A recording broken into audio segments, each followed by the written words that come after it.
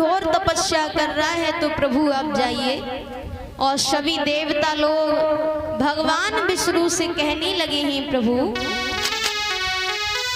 अरे अधर मुरलिया धरी की प्रभु जी चले जाइयो गरुड़ पे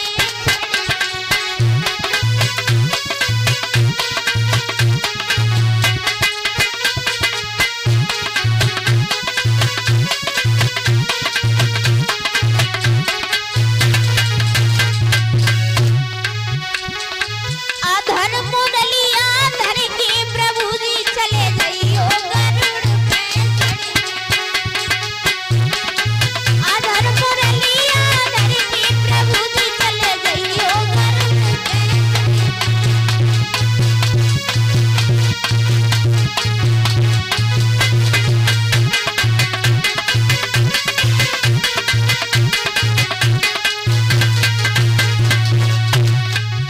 अरे करुणा करी द्रौपदी पुकारे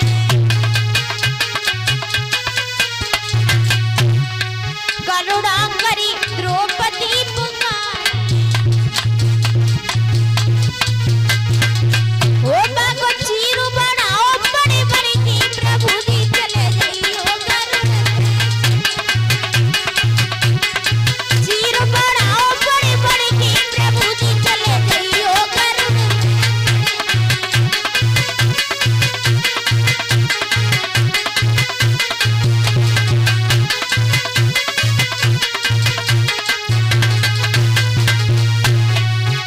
अरे ये धर मुरलिया धरी की प्रभु जी चले जाइयो गरुड़ पे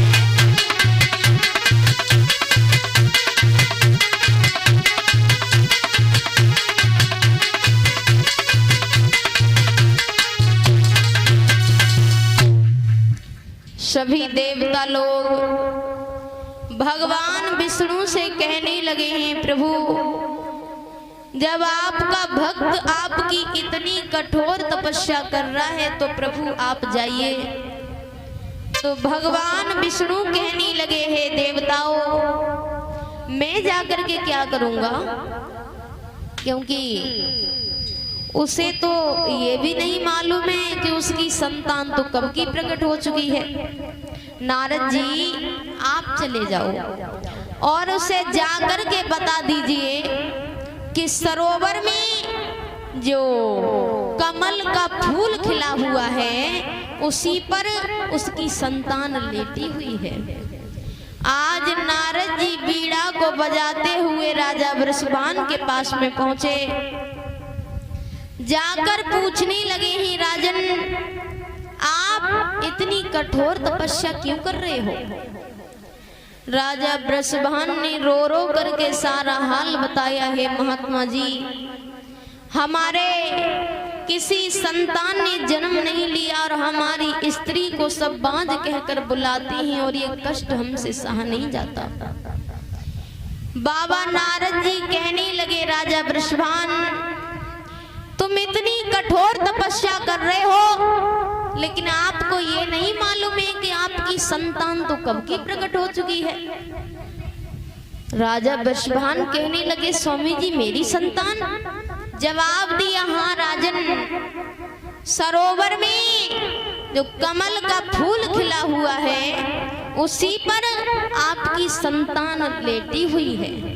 आज राजा वृषभान ने जब बाबा नारद जी के ऐसे शब्द सुने, अरे सुनी नारद के बोल रे और राजा मन में हर्षायो।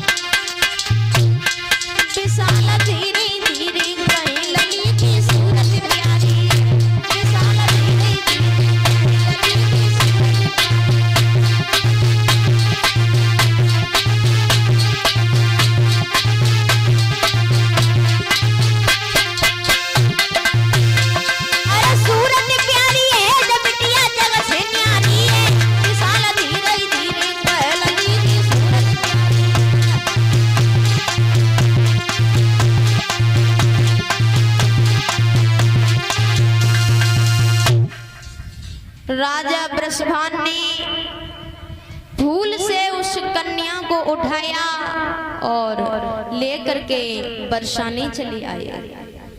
कीर्ति को सारा हाल बताया। आज मैया कीर्ति बहुत खुश हो गई। सारे बरसाने में खबर फैल गई कि राजा वृषभान के घर पर एक बिटिया जन्मी है। तो सखियां आपस में बातें करने लगी। बोली बहन तोय नाय मालूम क्या? तो बोली